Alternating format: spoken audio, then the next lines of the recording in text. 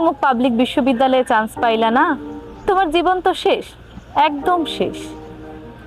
যারা এবার বিসিএস এ টিকে গিয়েছেন কিংবা মেডিকেলে চান্স পেয়েছেন, তারা তাদের বাবা মাকে একটু বলে দেবেন, পাশের বাসার ছেলে মেয়ের বাবা মায়ের কাছে গিয়ে যেন খোঁচা মেরে না বলে আমার ছেলে তো অমুক হয়েছে, তমুক হয়েছে।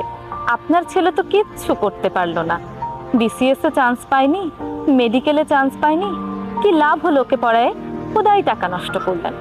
ডাক্তার ইঞ্জিনিয়ার না হতে পারলে তো জীবন বৃথা। সন্তান ভালো কিছু করলে বাবা মায়ের গর্ব হবে, এটাই স্বাভাবিক। কিন্তু অস্বাভাবিক কোনটা জানেন?